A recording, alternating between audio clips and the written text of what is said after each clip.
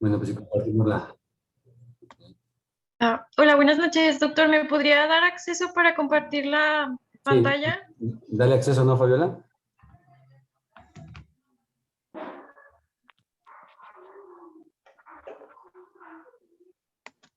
En teoría se debería de poder, ¿eh? Ya, sí. Ahí va. Muy bien. Buenas noches a Bueno, todos. buenas noches. Pues, Agradecemos a todo al Consejo Mexicano de Reumatología la oportunidad de participar en estas sesiones nacionales conjuntas. El día de hoy, nuestro servicio de reumatología pediátrica perteneciente al Hospital Universitario Dr. José Eleuterio González, vamos a presentar un caso clínico. La presentación de este se va a llevar a cabo por nuestra residente de primer año, Rocío Calderón Zamora, y posteriormente voy a hablar sobre la discusión del caso clínico y la revisión de la literatura. Esperemos que sea de su agrado.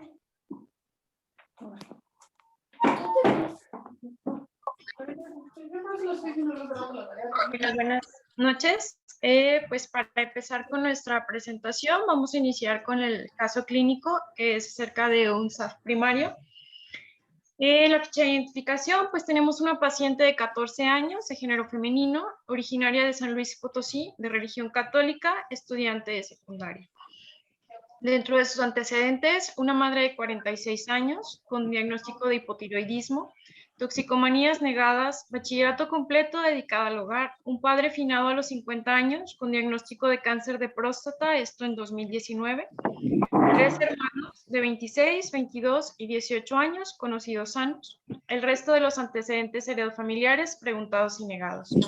Producto de gesta 4, obtenida vía abdominal de manera electiva, a las 39 semanas de gestación, con un peso de 4 kilos y 52 centímetros de talla, un control prenatal referido adecuado, sin complicaciones, aplicación de inmunizaciones durante el periodo gestacional, ingesta de hierro y ácido fólico, con un apgar adecuado, egreso de manera conjunta, un tamiz neonatal básico normal. En cuanto a sus antecedentes personales no patológicos, en un hábitat suburbano, un COMBE referido negativo, higiene adecuada, inmunizaciones del cuadro básico completas, con un neurodesarrollo referido normal, cumple con las leyes de alimentación, antecedentes personales patológicos negados hasta el padecimiento actual, una menarca a los 10 años, con ciclos cada 28 días, con días de sangrado aproximados de 5 días, se niega dismenorrea o hipermenorrea. Pues tenemos una primera hospitalización de la paciente que fue del 15 al 22 de agosto de 2017, pre-COVID, con un padecimiento actual de un mes de evolución, caracterizado por fatiga, pérdida de peso no cuantificada, dolor musculoesquelético generalizado, piel reticulada en extremidades. Se refiere que luego el 12 de agosto de 2017 inicia con dolor y aumento de volumen en la pierna derecha que impide la marcha y no cede con la administración de analgésicos. El 15 de agosto acude a valoración a nuestra unidad con exacerbación de síntomas del miembro pélvico, por lo que se decide hospitalización para abordaje y manejo. En el interrogatorio por aparatos y sistemas de los síntomas mencionados positivos es la fatiga y la pérdida de peso no cuantificada de un mes de evolución, cambios de coloración de tipo reticular en extremidades superiores e inferiores exacerbados por los cambios de temperatura de un mes de evolución, dolor y aumento del volumen en la pierna derecha 3 días previos. Los síntomas negados pues fueron los procesos infecciosos de tipo respiratorio, digestivo, urinario o cutáneo en las últimas 2 semanas previas al inicio del padecimiento, sin movimientos anormales, cambios en el comportamiento, cefalea, alteraciones visuales o auditivas o datos de Zika. Se negó rash, úlceras crónicas, tromboflebitis, isquemia o gangrena distal, así como síntomas a nivel torácico como dolor, disnea, síncope, cianosis, fenómeno de Raynaud, tos crónica o hemoptisis. Se negaron los síntomas gastrointestinales, urinarios y ginecológicos, así como hemorragias, petequias, púrpura, gingivorragia y manifestaciones como dolor articular, óseo o debilidad muscular. En la exploración física tenemos una paciente femenino de 10 años, 4 meses, con un peso de 45 kilogramos, que de acuerdo a percentilas pues está en el 80 o más 2 desviaciones estándar. La talla en 155 centímetros, que quedaría un percentil 97 o más 2 desviaciones estándar. Por tanto, un peso para la talla en el percentil 50, un IMC de 18.7 que está en el percentil 75 para la edad o más una desviación estándar para la edad. En cuanto a los signos vitales, pues todos dentro de parámetros para la edad, una temperatura de 36.8 grados, una tensión arterial de 110/70, la frecuencia cardíaca en 84 latidos por minuto y una frecuencia respiratoria de 18 respiraciones por minuto. A la exploración física encontramos una paciente con palidez leve, con datos de con acantosis nígricas, lívido reticularis en extremidades superiores e inferiores, no encontramos fenómeno de Raynaud, una adecuada hidratación, sin lesiones en piel o mucosas, orientada, cooperadora, sin movimientos anormales, con un test minimental con una puntuación de 30, conjuntiva sin lesiones, isocoria normorefléctica, otorrinolaringológicamente sin datos por agregar, sin adenomegalias palpables, cardiopulmonar sin fenómenos agregados, abdomen blando, no visenomegalias, sin datos de irritación peritoneal y un Tanner 2. Encontramos aumento de volumen mal delimitado en miembro pélvico derecho, de muslo a pie, con una diferencia de más de 3 centímetros entre ambas extremidades inferiores, discreto aumento de temperatura en la derecha, signo de Hoffman positivo, pulsos bilaterales de buena intensidad y llenado capilar inmediato. Los laboratorios de ingreso de la paciente, pues destaca una anemia severa, trombocitopenia, trombocitopenia severa con un volumen plaquetario medio normal. La serie blanca, pues al momento sin alteraciones, con una ligera, la serie blanca sin alteraciones, con aumento de los tiempos de coagulación, que aún tras corrección, pues permanecen aumentados para el rango de referencia. Reactantes de fase aguda elevados, reticulocitosis con un porcentaje de 7.2 y una corrección a 3.2, un CUMS directo cualitativo positivo.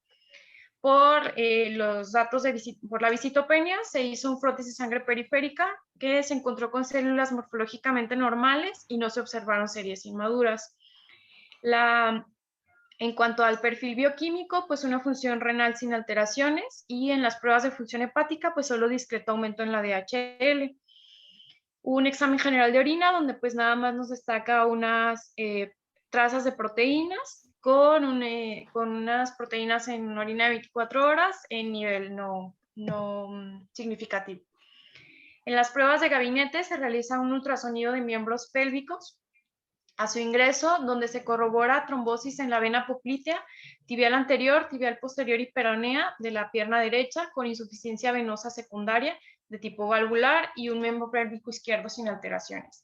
Se realiza un ecocardiograma y una radiografía de tórax que no se documenta ninguna alteración y un ecocardiograma que reporta un trombo en la vena cava inferior cercano al borde hepático. Al momento, con la clínica de la paciente y los auxiliares diagnósticos que tenemos, pues integramos una paciente con sobrepeso, una anemia grave de tipo normocítica normocrómica con reticulocitosis, un CUMS directo positivo y una DHL elevada. Trombocitopenia severa, prolongación de los tiempos de coagulación, reactantes de fase aguda positivos, trombosis venosa en miembro pélvico derecho y en vena cava inferior y proteinuria en rango no significativo.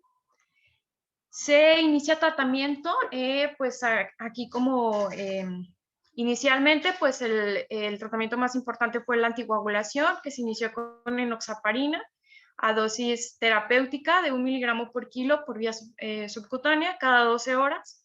Se inicia pues desde el día de su ingreso. Por las manifestaciones hematológicas se decide iniciar pulsos de metilprednisolona, 1 gramo IV cada 24 horas que se administraron del día 16 al día 18 de agosto del año del 2017. Se agregó inhibidor de bomba de protones y suplementación con calcio por vía oral. Se reciben al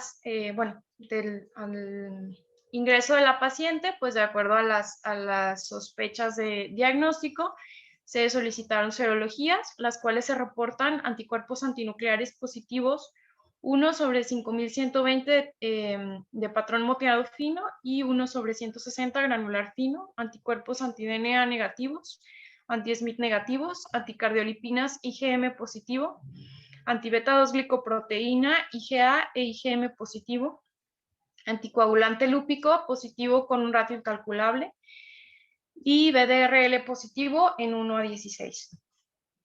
Al momento, pues integramos con la paciente un diagnóstico de un síndrome de anticuerpos antifosfolípidos de tipo primario, la trombosis venosa por los criterios de trombosis venosa profunda en miembro pélvico derecho y en vena cava inferior, las manifestaciones hematológicas comentadas y anticuerpos antinucleares y anticuerpos antifosfolípidos positivos en triple marcador positivo. Aquí pues consideramos que el BDRL fue un falso positivo. Se realizan los ajustes al tratamiento de acuerdo al diagnóstico encontrado en la paciente. Continuamos con la antitrombosis con enoxaparina a dosis terapéutica de 1 miligramo por kilo cada 12 horas. Se agrega manejo antiagregante con ácido acetil salicílico a dosis de 100 miligramos cada 24 horas.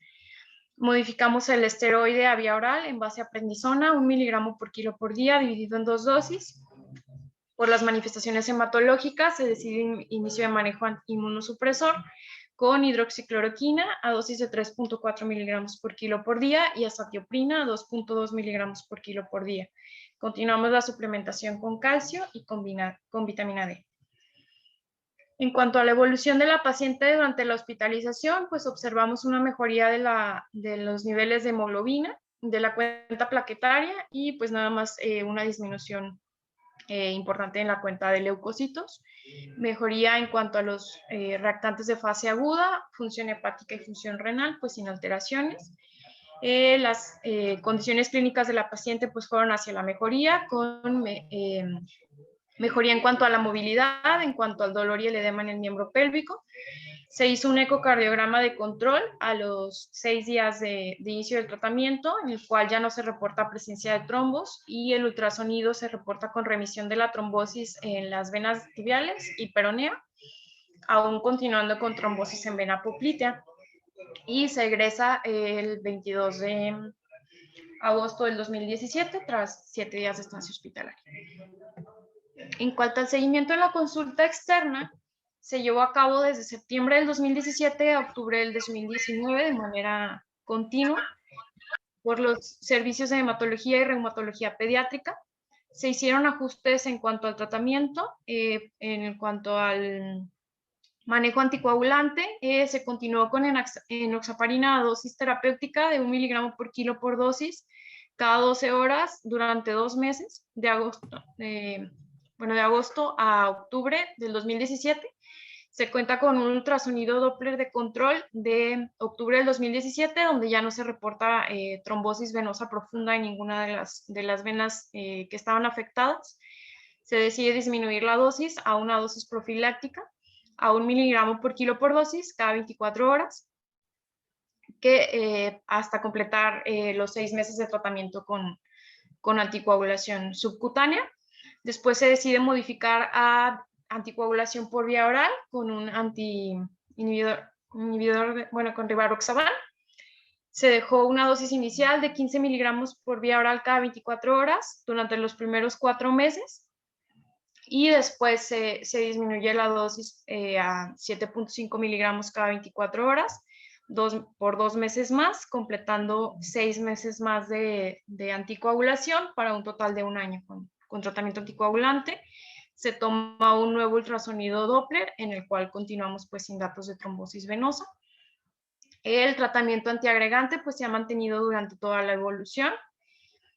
En cuanto al manejo de glucocorticoide, pues se hizo un descenso quincenal de 20% a las dosis desde agosto del 2017 a febrero del 2018. Y a partir de febrero se tuvo con una dosis de mantenimiento de 5 miligramos por cada 24 horas por 6 meses y finalmente se suspendió en agosto de 2018. En cuanto a los inmunosupresores, pues todo el tiempo se mantuvo con azatioprina a una dosis de 2.5 miligramos por kilo por día e hidroxicloroquina 3.4 miligramos por kilo por día y con suplementación de vitamina D a dosis de 2.000 unidades cada 24 horas. Esta es sus biometrías hemáticas de seguimiento, en las cuales observamos pues que el nivel de hemoglobina, pues si bien tenía algunas variaciones, pues se mantuvo dentro de rangos estables. La cuenta plaquetaria, pues también tuvo algunas modificaciones, pero pues tuvo mejoría de la trombocitopenia y se mantuvo pues en rangos estables. Y la cuenta leucocitaria pues se ha mantenido pues en límites bajos para la edad, pero pues se ha mantenido estable. En cuanto a las pruebas de función hepática, tuvo una mejoría en el perfil de lípidos inicial, que tenía pues algo de alteración sobre todo a nivel de los triglicéridos, y el resto de las pruebas de función hepática sin alteraciones. Tiene una cuantificación de vitamina D en 46.1 nanogramos por mililitro, que se considera como suficiente para los rangos de nuestro laboratorio.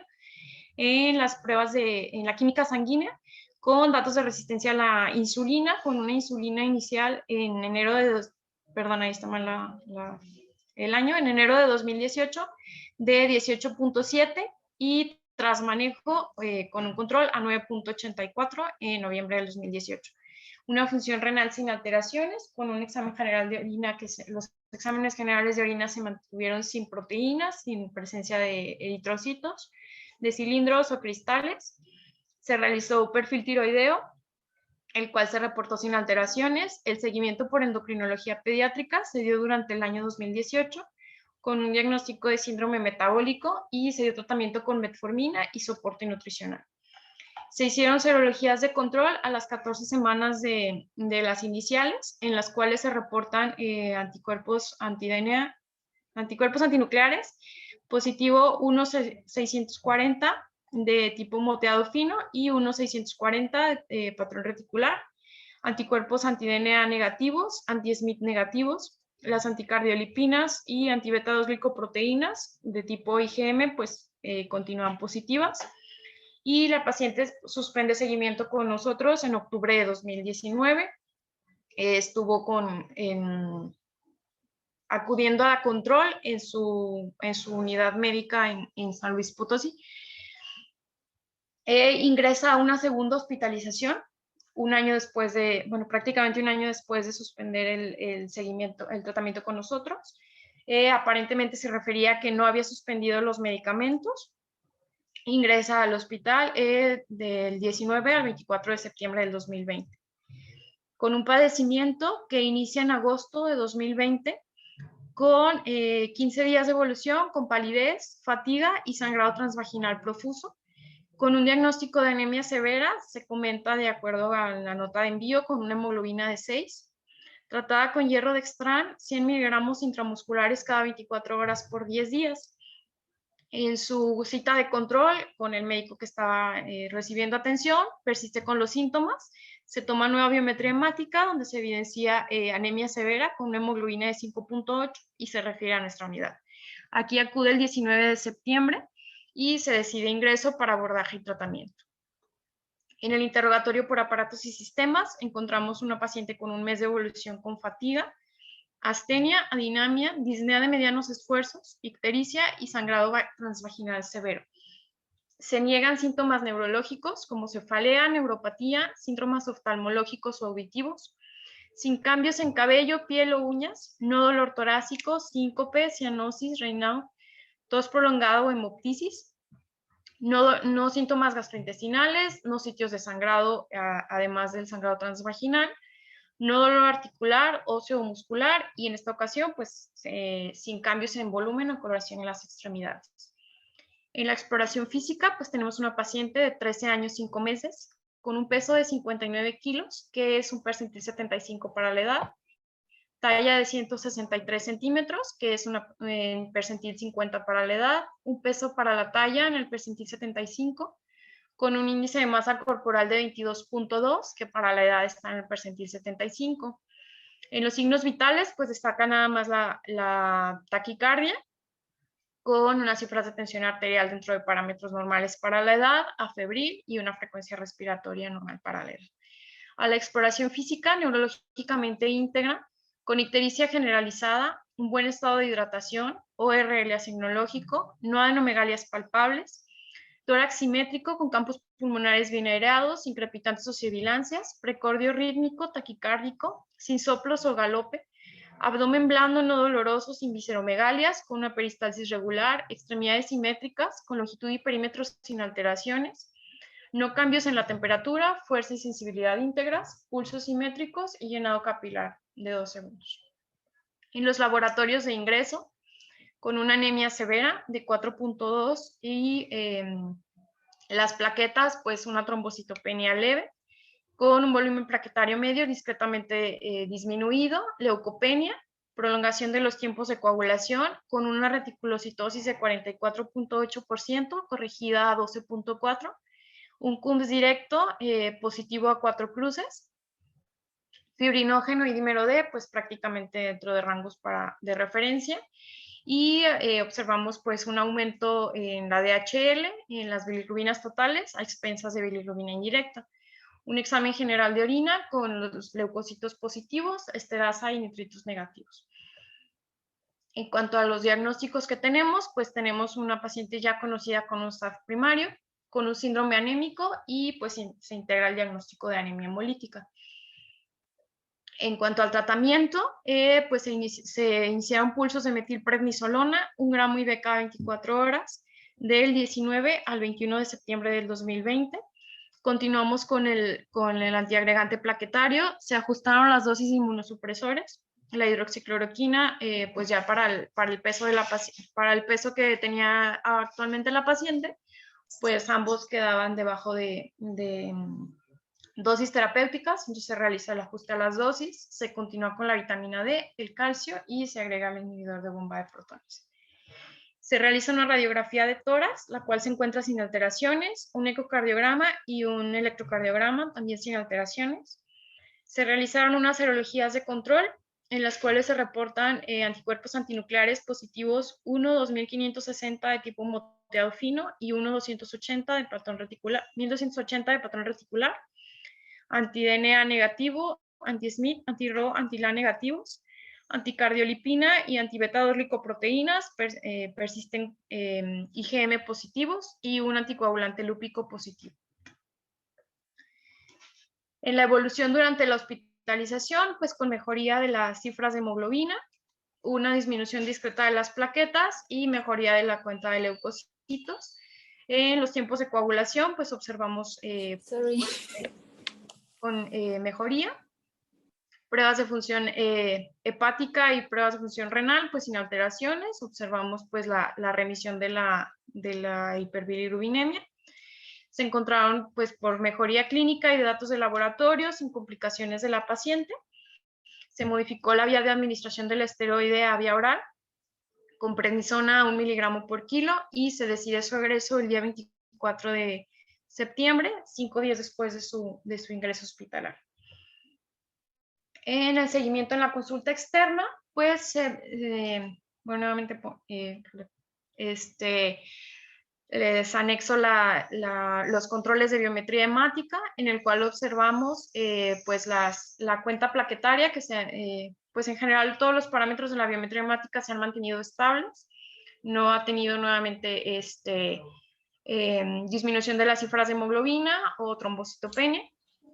Las pruebas de función hepática, química sanguínea, el perfil de lípidos se han mantenido sin alteraciones, el ego sin presencia de proteínas, de hemoglobinas, cilindros o cristales.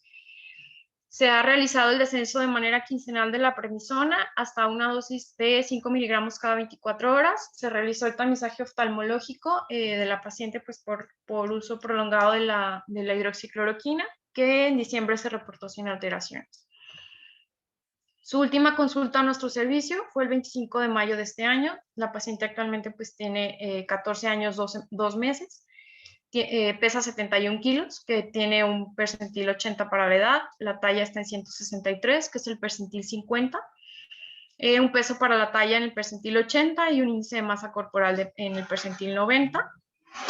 Con signos vitales pues estables para la edad, al interrogatorio por aparatos y sistemas pues asintomática y asignológica, una exploración física pues realmente sin alteraciones hasta su última consulta, y sus últimos controles de laboratorio pues tenemos con una anemia leve, con una cuenta plaquetaria normal,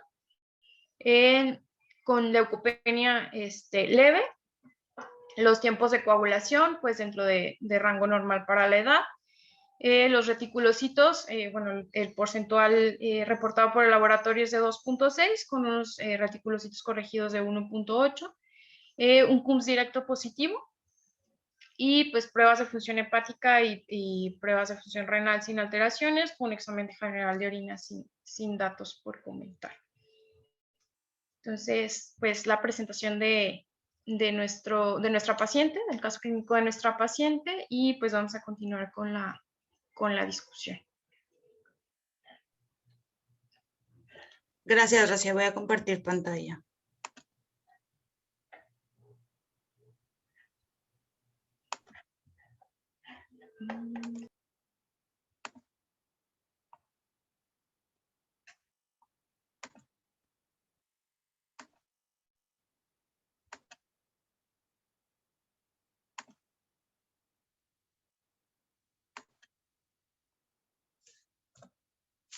Bueno, buenas noches. En relación al paciente adolescente que se mencionó y nos atañe el día de hoy la discusión, bueno, primero, como mencionó dentro de la evolución, se trata de una paciente adolescente que tiene diagnóstico de sobrepeso y síndrome metabólico con datos de hiperglicemia y resistencia a la insulina. Quien presentó también el diagnóstico de trombosis venosa profunda, no solamente en miembros inferiores o en un miembro inferior, sino también se encontró una trombosis de la vena cava. Dentro de la evolución encontramos otros datos clínicos y diagnósticos sindromáticos, como la presencia de una anemia hemolítica que desde el inicio fue grave, con un CUMS directo positivo, posteriormente con hiperbilirubinemia, siempre acompañado de elevación de la DHL y reticulocitosis. De la misma manera, la paciente presentó desde su debut una disminución en las cifras plaquetarias, integrando el diagnóstico de un síndrome de Fisher-Evans. Dentro de otras de los hallazgos que tenemos dentro de la exploración física es la presencia del livedo reticularis. Dentro del abordaje de la serología encontramos que la paciente tiene anticuerpos antinucleares positivos y dentro del abordaje serológico tenemos la presencia de un perfil SAF positivo que no solamente cuenta con alguno de los 3 marcadores, sino es un triple marcador positivo acompañado de un TTP prolongado que asimismo se encuentra un BDRL falso positivo.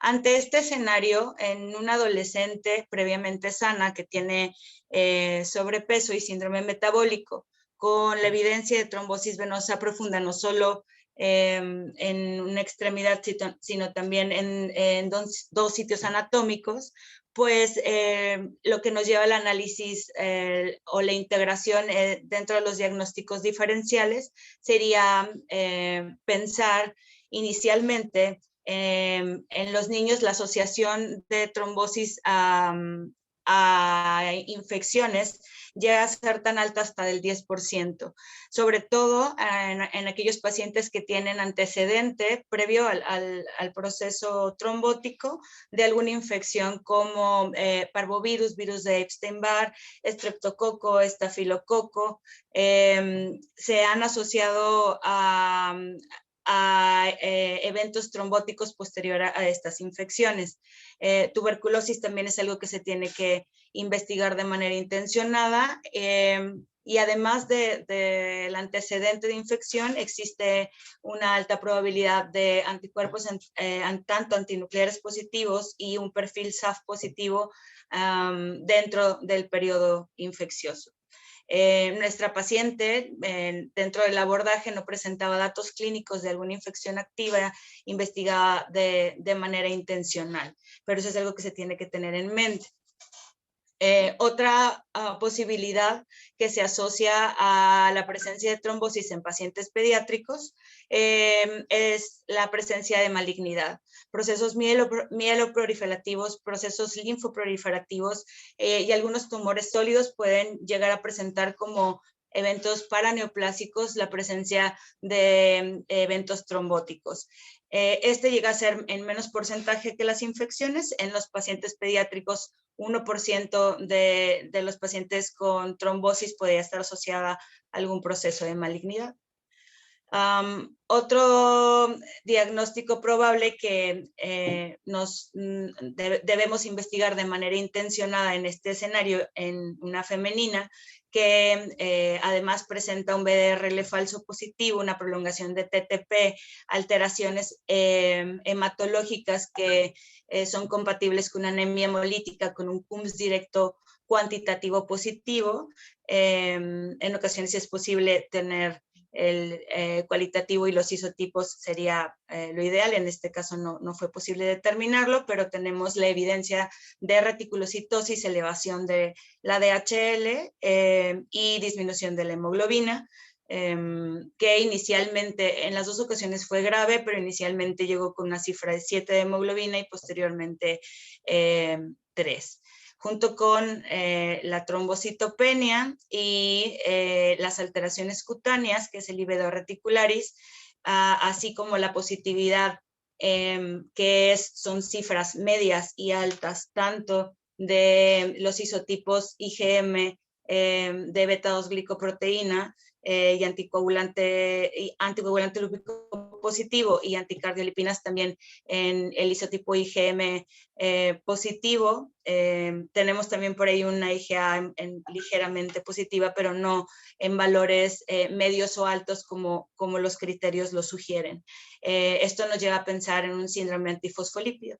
Y en este escenario tenemos que pensar en los pacientes pediátricos la posibilidad de un síndrome antifosfolípido primario versus un antifosfolípido secundario. En los pacientes pediátricos, el síndrome antifosfolípido primario es generalmente es asociado de manera frecuente dentro de la evolución. Hasta un 25% de los pacientes que debutan como un síndrome antifosfolípido primario pueden asociarse posteriormente dentro de la evolución a otra enfermedad autoinmune y clasificarse posteriormente como secundario. Las enfermedades autoinmunes asociadas al síndrome antifosfolípido secundario, principalmente en niños, va a ser el lupus eritematoso generalizado, la poliarteritis nodosa, algunas vasculitis primarias, pero generalmente va a ser el lupus eritematoso sistémico. En el escenario de el primario, pues la trombosis y las características extratrombóticas van a ser más frecuentes que en adultos y las vamos a hablar posteriormente. Pero estos serían, dentro del escenario clínico de nuestro paciente, los diagnósticos diferenciales.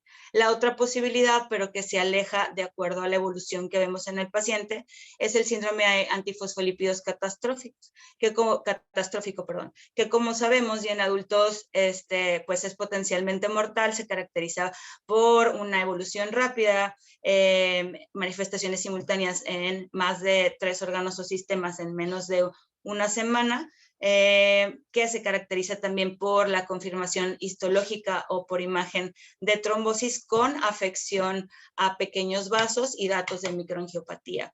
Esta se considera una urgencia y dentro de la evolución de la paciente, pues la paciente siempre tuvo una buena función renal, el forotis de sangre periférica nunca mostró la presencia de esquistocitos, no tenemos otros datos de severidad, a pesar de que dentro de la evolución que mencionó la doctora Rocío, pues sí tenemos datos de recaída y sobre todo una exacerbación de una mejoría de las características o del dato de trombosis, pero la persistencia de datos extratrombóticos, que esto es algo frecuente en pacientes pediátricos, sobre todo los hematológicos.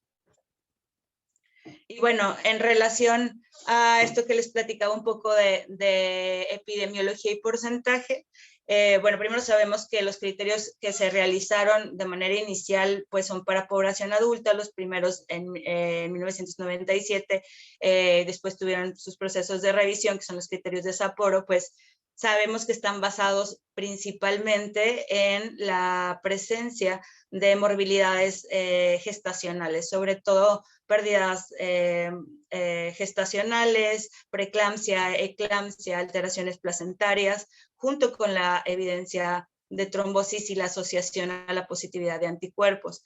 Esto dificulta extrapolar estos anticuerpos a una población pediátrica. Posteriormente, igual los criterios de Sidney que tienen revisión y la diferencia entre, que es algo importante recalcar y que en la población pediátrica lo tomamos en cuenta, es este tiempo de positividad y de permanencia de positividad en títulos medios o altos de los anticuerpos antifosfolípidos, como por la manera que mencionamos previamente, que es frecuente que estos se puedan elevar por diferentes factores. Entonces, los criterios que fueron realizados inicialmente para la población pediátrica se han extrapolado de alguna manera a la población, a la población adulta, se han extrapolado a la población pediátrica. Sin embargo, no tenemos un proceso de validación de esto. Como les mencionaba previamente, el síndrome de antifosfolípidos primario se presenta en un 85% de los pacientes en una edad mayor a 15 años y en los pacientes pediátricos la edad media de presentación es 10.2 años. Hasta el 15% de los pacientes pediátricos van a tener un SAF primario y dentro de los pacientes hasta del 21 al 50%, dependiendo de la literatura que leamos, o que revisemos, van a presentar datos de síndrome antifosfolípido secundario a lupus eritematoso sistémico o relacionado a lupus-like. Uno de los estudios más importantes que se han publicado, que fue publicado en el 2009, pero realizado en el 2004, fue un estudio multicéntrico que se realizó en Europa, que se llama PET-APS, para ver las características, sobre todo extratrombóticas, y las diferencias que existen entre la población pediátrica y la población de adultos. Y en esto se encontró que hasta un 50% de los pacientes pues, presentan SAF secundario dentro de su evolución. Bueno, dentro de los mecanismos fisiopatológicos que tenemos y que reconocemos en el síndrome antifosfolípidos, no vamos a entrar mucho en detalle que sabemos que es un tema muy extenso, pero tanto en pacientes pediátricos como en adultos sabemos que existe esta teoría del doble golpe o double hit theory, que se caracteriza por una predisposición previa con un daño endotelial que favorece a la formación de trombos.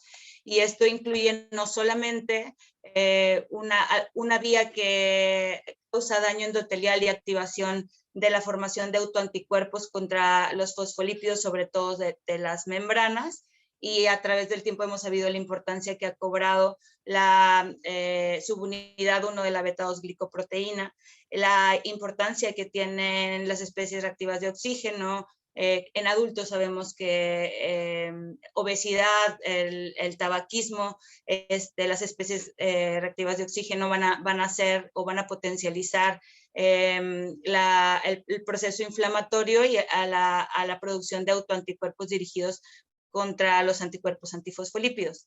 Tanto el estrés oxidativo, la función alterada de la sintetasa endotelial de óxido nítrico, las especies reactivas de oxígeno. Se ha visto la participación e incremento de la actividad del complemento C3 y C5 y el incremento de los Toll-like receptor 7 y 8 y la participación de las células B. Todo esto, en resumen, que es algo que conocemos, son actualmente nuestras targets para el desarrollo de una terapéutica más dirigida hacia estos mecanismos fisiopatológicos.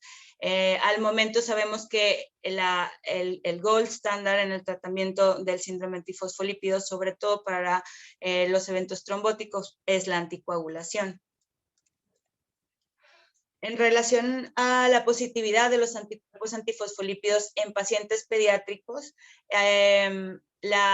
como sabemos, y al igual que en adultos, la positividad de los 3 marcadores que tenemos de estos anticuerpos aniónicos, y que existe también la posibilidad o las teorías de los anticuerpos o los SAF seronegativos que están dirigidos hacia otros anticuerpos antifosfolípidos que no son determinados con frecuencia, pero es algo que todavía no está establecido ni determinado dentro de las guías. En niños, hasta el 87% se van a asociar los eventos trombóticos a la presencia de anticardiolipinas, hasta un 48% a la beta-2-glicoproteína 1 y hasta el 65% a un anticoagulante lúpico. En el caso de la paciente, como sabemos, el riesgo aumenta e incrementa más del 60% de un segundo evento trombótico cuando tenemos un triple marcador positivo, que era el caso de nuestra paciente. Algo que hay que recalcar en pacientes pediátricos es que hasta el 25% de los pacientes sanos pueden llegar a tener títulos bajos de anticuerpos antifosfolípidos, sobre todo en isotipos IgA. La importancia de la determinación y el seguimiento serológico en estos pacientes, pues es algo fundamental para poder establecer el tratamiento adecuado del paciente. En los pacientes pediátricos, las principales manifestaciones extratrombóticas que vamos a ver y las más frecuentes van a ser las hematológicas. En el caso de la paciente que nos atañe el día de hoy, su manifestación aparte de la hemoglobina, pues la trombocitopenia fue algo que se ha mantenido dentro de la evolución de la paciente y esto se llega a presentar hasta el 25% de los pacientes pediátricos. La segunda manifestación más frecuente es la leucopenia y como mencionamos en la paciente, la presencia de síndrome de Evans o la presencia de manera simultánea de una trombocitopenia inmune con anemia hemolítica con un CUMS directo positivo. Dentro de las manifestaciones dermatológicas, las dos más frecuentes que llegamos a ver, sabemos que podemos llegar a ver hasta úlceras cutáneas, necrosis incluso, pero las dos manifestaciones más frecuentes y que podemos ver dentro de la evolución de estos pacientes es la presencia de líbedos reticulares, en algunos casos líbedo racemosa, y la presencia de fenómeno de Raynaud trifásico o bifásico.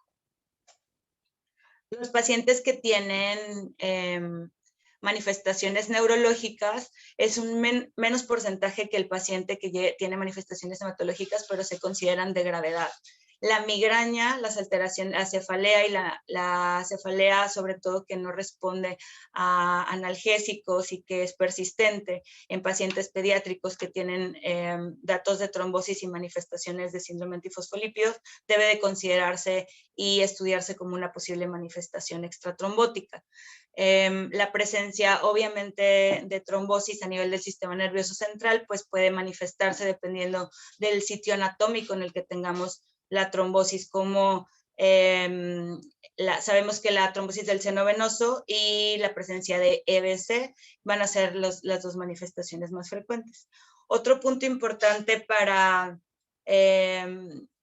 poder saber qué vigilar dentro de la evolución de los pacientes, si bien no es una regla establecida, pero se sabe que pacientes pediátricos que debutan con accidentes cerebrovasculares que son arteriales, se asocian y son más pequeños, se asocian más a un síndrome antifosfolípido primario.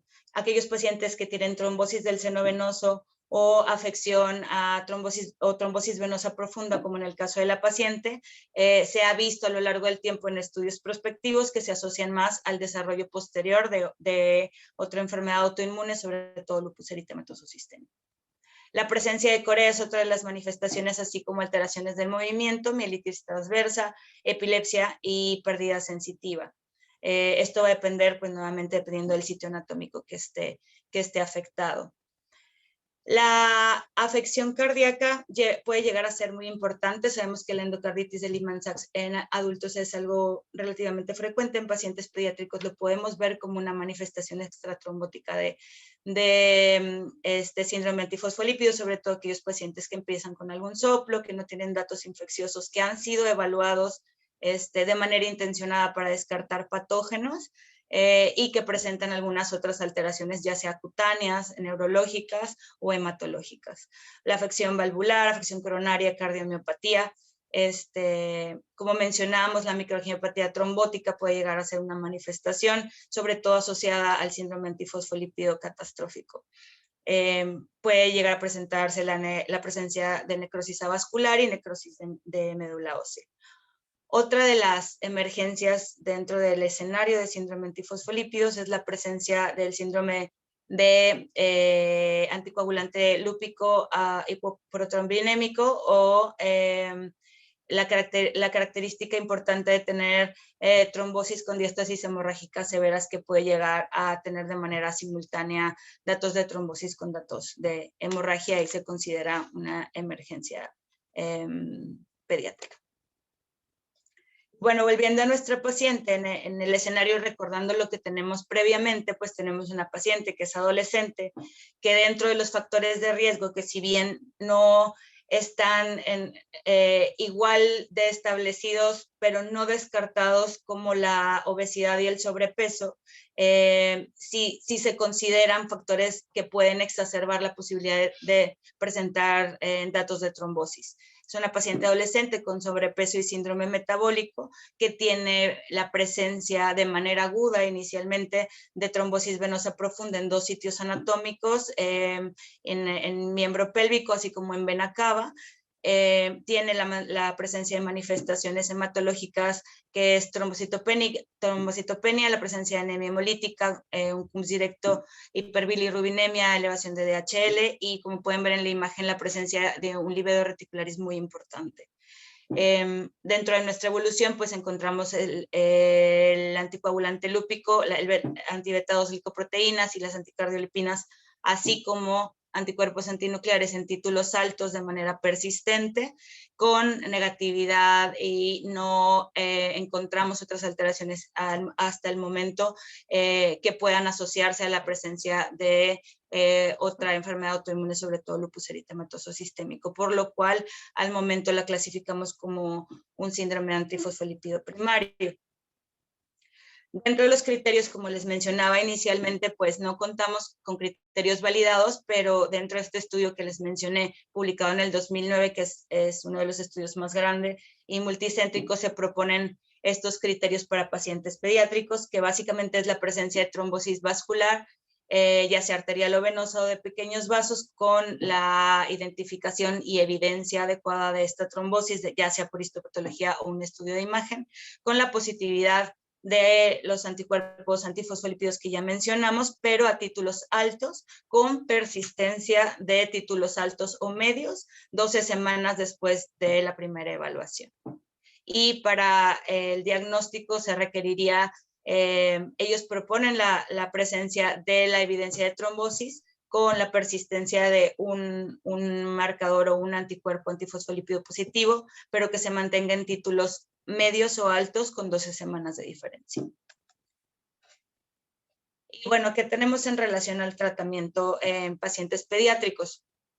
Un punto muy importante que hemos visto en otros temas es la iniciativa SHARE, que es una iniciativa europea que se realizó con el objetivo de homogeneizar tanto los algoritmos diagnósticos y de seguimiento y terapéuticos en pacientes con enfermedades reumáticas pediátricas, ya que, como se mencionó, pues hay enfermedades en las que La incidencia es tan pequeña y no tenemos la capacidad de realizar estudios multicéntricos aleatorizados, controlados en pacientes por el número de pacientes que tenemos, y extrapolamos la evidencia de pacientes adultos, utilizamos la experiencia del experto y las recomendaciones pues que se han emitido previamente, pero no están, digamos, estandarizadas, homogeneizadas, y tienen mucha variabilidad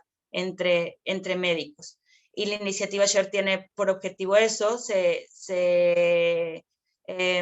caracteriza por un grupo multidisciplinario, sobre todo liderado por reumatólogos pediatras, y en el 2017, que se realizó esta iniciativa específicamente para el síndrome antifosfolípido, se utilizaron una revisión de la literatura que pueden ver en la diapositiva, y encontraron 1.473 artículos, de los cuales solo 23 pudieron ser evaluados porque cumplían las características requeridas, y 11 estaban dirigidos hacia la evaluación el síndrome, la evaluación y tratamiento del síndrome antifosfolípido primario en pacientes pediátricos.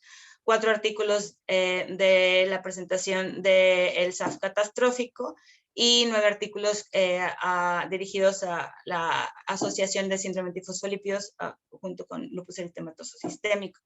Dentro de esta evaluación participaron asimismo hematólogos pediatras, y se hizo un consenso en el cual se llegó a 4 recomendaciones diagnósticas, 5 recomendaciones de tratamiento, 2 recomendaciones en relación a los hijos con madres que tienen anticuerpos antifosfolípidos positivos, y 3 recomendaciones para el tratamiento de SAF catastrófico. En la diapositiva les muestro las primeras recomendaciones que son en relación a esta relación al tratamiento y al seguimiento. Los criterios de adultos carecen de sensibilidad para el SAF pediátrico. Ese es una de las primeras pues, puntos que hay que dar a conocer, y ellos proponen pues, un tratamiento de manera más intensiva y especificado para poder establecer criterios pediátricos. La paciente para poder incorporar a estos criterios que mencioné previamente, no están las manifestaciones que son no trombóticas, como hematológicas, que son de las más frecuentes, neurológicas, las que ya mencionamos previamente. Y pues la evaluación de los estudios que ya conocemos, y la evaluación de manera intencionada dentro de la evolución de los pacientes de la presencia del desarrollo posterior del lupus eritematoso sistémico. En cuanto a las recomendaciones del tratamiento, está dividido dependiendo de si el paciente tiene asociación o no a otra enfermedad. Sobre todo los pacientes que tienen asociación a lupus eritematoso sistémico, se recomienda y anticuerpos positivos, pero no manifestaciones trombóticas, se recomienda el uso de antiagregantes plaquetarios profilácticos, así como el uso de hidroxicloroquina.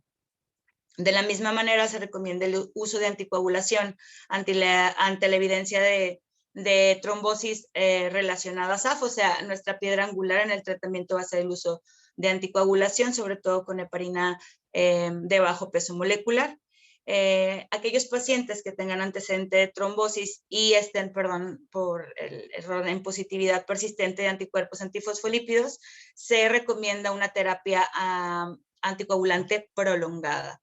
Y aquel paciente que tiene un evento trombótico arterial asociado a positividad persistente de anticuerpos antifosfolípidos, se va a recomendar de esta manera la terapia combinada de anticoagulación con una terapia antiagregante. Esta última recomendación está solo para eventos trombóticos arteriales o que tienen alguna severidad que fueron significativos. Aquellos pacientes con eventos trombóticos recurrentes asociados a positividad, se deberá mantener una anticoagulación dependiendo de aquella anticoagulación que estemos utilizando.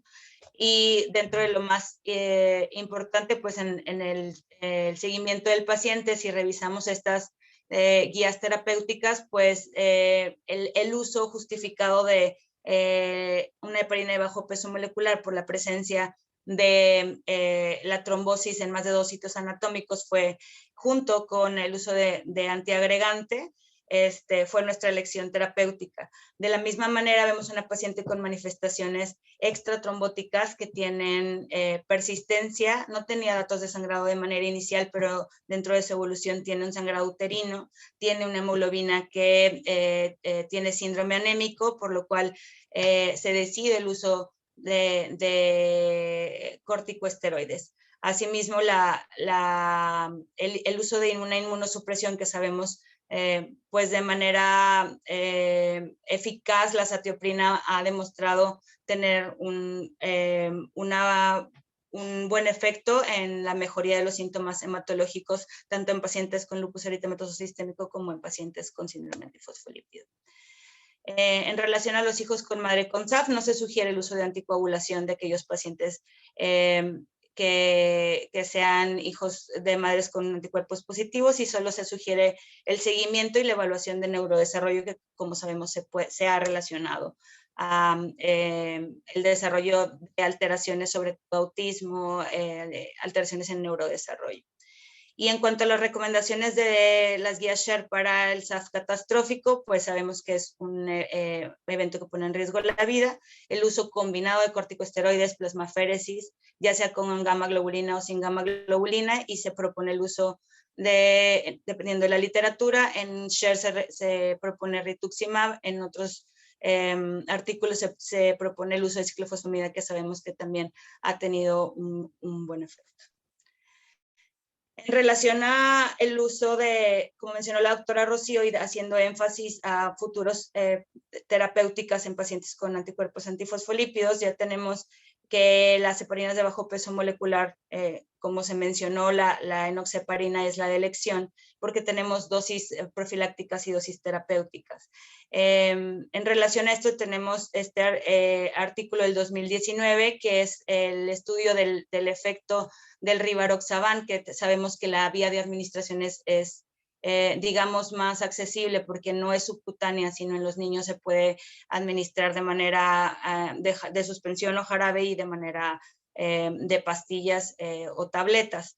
Y en conclusión, en un total de 310 pacientes en el uso de pacientes con específicamente trombosis venosa, ajustado al peso de los pacientes. Es algo importante que nos gustaría transmitir, es que se propone como posible tratamiento posterior al efecto terapéutico y como mantenimiento, el poder realizar un cambio a una vía pues más accesible para los pacientes pediátricos. Como conclusiones, pues tenemos que es muy importante en pacientes con procesos trombóticos descartar la relación de procesos infecciosos, que en pacientes pediátricos es muy frecuente. Hasta un 25% de los pacientes pediátricos pueden tener anticuerpos medios o bajos antifosfolípidos positivos. Es importante hacer un seguimiento serológico. Es necesario tener guías uniformes y tratamiento multidisciplinario. Hay que tener una monitorización adecuada mediante el INR en el caso de usar cumarínicos, o antifactor desactivado en el caso de usar heparinas de bajo peso molecular. Y en pacientes, el seguimiento a largo plazo en pacientes que debutaron en la edad pediátrica y que pueden tener manifestaciones o inicio de otras enfermedades autoinmunes asociadas, y el uso de una transición y transferencia adecuada de estos pacientes a la atención adulta es indispensable. No sé si existe alguna pregunta o comentario. Les agradecemos mucho su presencia, y este es el QR que hay que les solicitamos, por favor, puedan contestar. Bueno, muchísimas gracias a las doctoras por su presentación. Hay varias preguntas. Una de ellas es qué interpretación se le da a los anticuerpos antinucleares persistentemente positivos en esta paciente. Pues por eso, justo como la mención que teníamos de el porcentaje alto de pacientes que pueden desarrollar posteriormente síntomas, sobre todo completar criterios y integrar un lupus eritematoso sistémico y clasificarse como un SAF secundario. Esta paciente ha persistido con anticuerpos positivos elevados, lo cual nos habla pues de la pues producción de autoanticuerpos. En ocasiones sabemos que los patrones moteofino, mitocondrial se asocian sobre todo a la pues el tropismo de los fosfolípidos. Lo que hemos realizado con él, a pesar de que los títulos han bajado, pues es realizar una monitorización continua y sobre todo vigilar que no aparezcan datos sobre todo lupus eritematoso sistémico. Respecto a esto, ¿se solicitaron niveles de complemento en su paciente? No recuerdo haberlos visto. No, doctor, no tuvimos la oportunidad por cuestiones administrativas de tener niveles de complemento. Se ha seriado con DNA-SM, pero complemento no hemos podido realizar.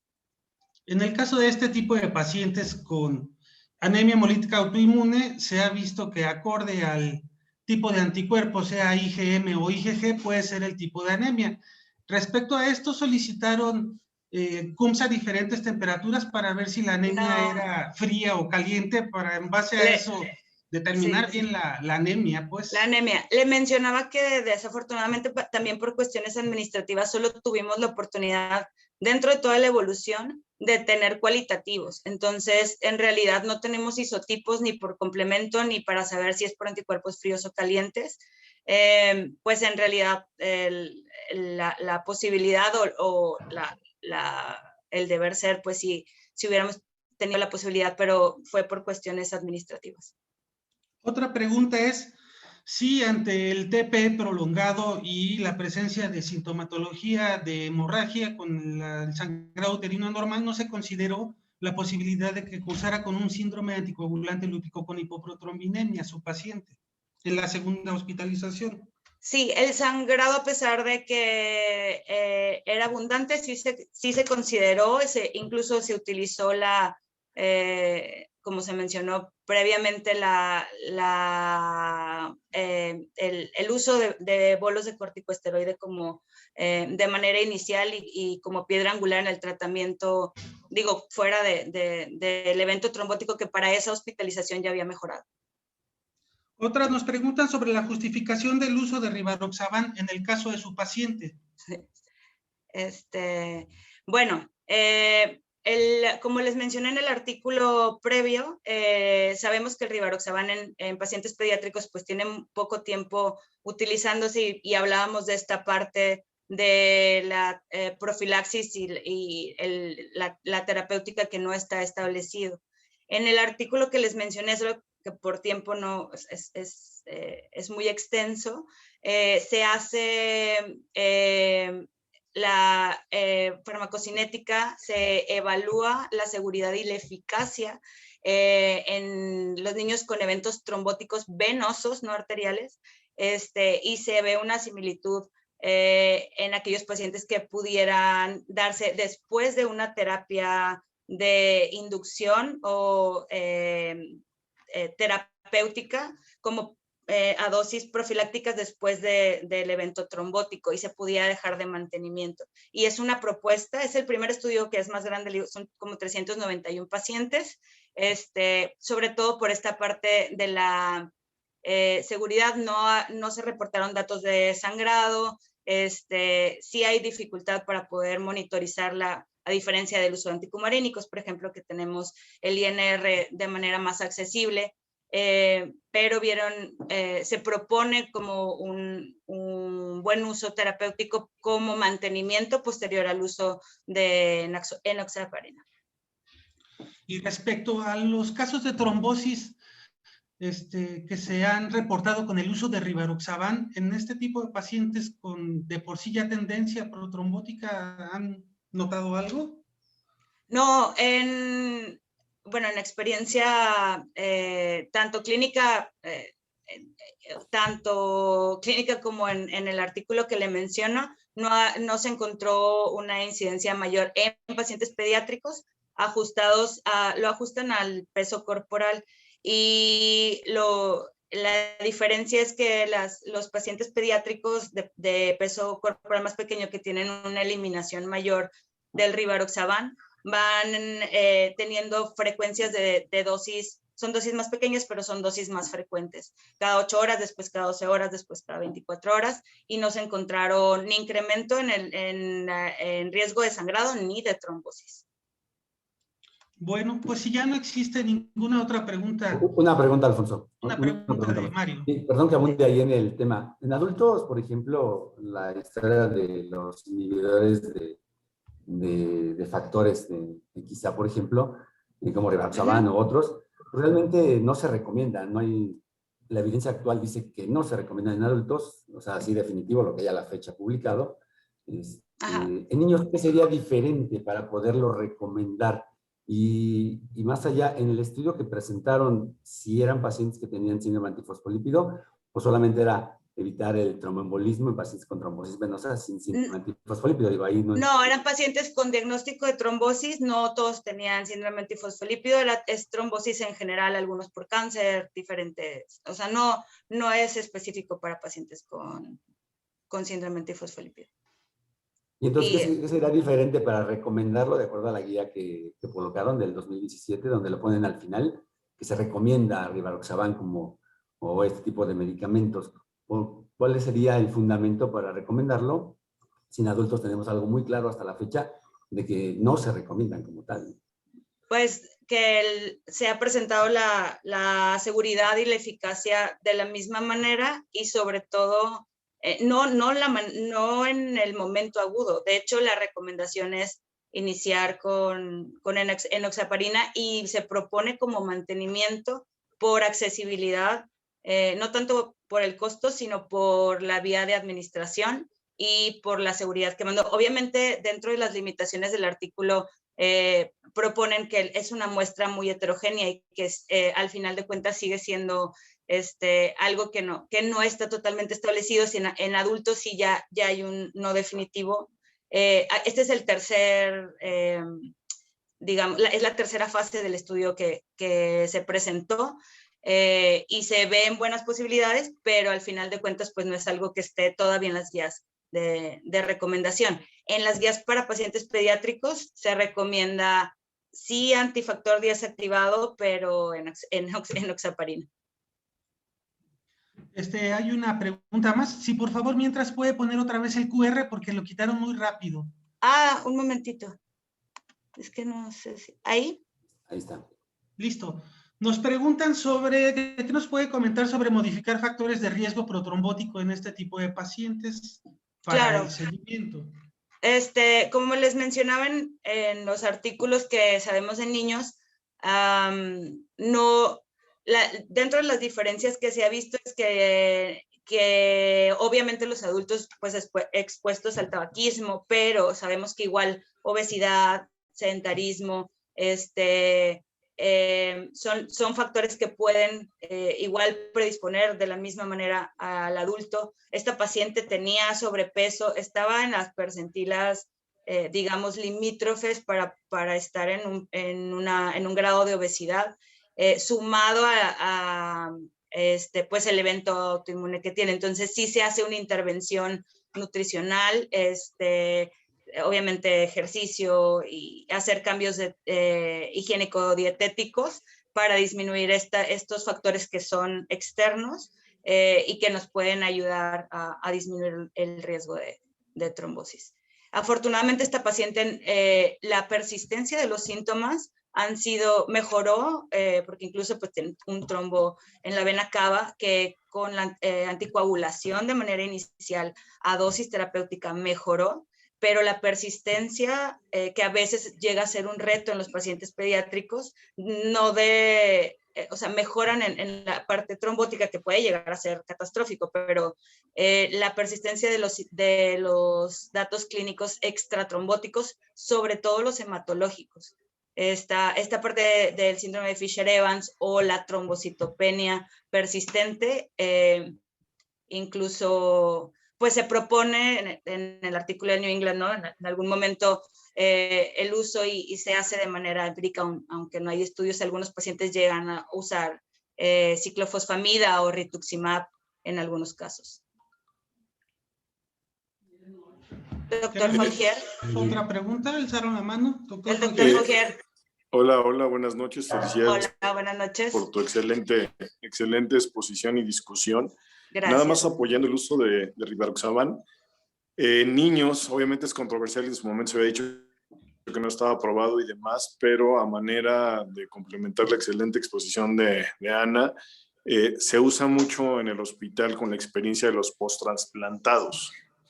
Entonces es un punto que también puede llegar a dar seguridad y es otro uso que se le puede dar en pacientes pediátricos, además de los que ya mencionó Ana. Era un comentario nada más. Sí, doctor, me gustaría, hablando de ese punto, por eso hablaba como fuera de, obviamente faltan estudios y la población pediátrica es muy pequeña para poder hacer estudios aleatorizados, controlados, pero la experiencia que hemos tenido, en particular en niños con aneurismas coronarios que no tenemos acceso, porque hubo un momento en COVID que no tuvimos enoxaparina. Hemos utilizado rivaroxaban en un gran número de pacientes y la verdad es que hemos tenido una muy buena experiencia, al igual que en el HIM con post-trasplantados. Eso nos da pie, obviamente se requiere el estudio y la aprobación, pero sí, afortunadamente hemos tenido buena experiencia y buena respuesta de los pacientes y aceptación. Bueno, eso es un punto muy importante porque obviamente todos como en la audiencia desde el punto de vista pediátrico, al no estar aprobado y ustedes lo están usando, se ha usado anecdóticamente varios esquemas de post-trasplantados o aneurismas y demás, pues más ahorita que está el tema del Kawasaki y Kawasaki COVID y demás, yo creo que pues obviamente es una autoinvitación a publicar sus resultados, ¿no? O sea, es algo vanguardista que están haciendo y los felicito, pero sí vale la pena que lo documenten o en una sesión muestren por lo menos esa serie de casos que nos ayuda a todos. Casos.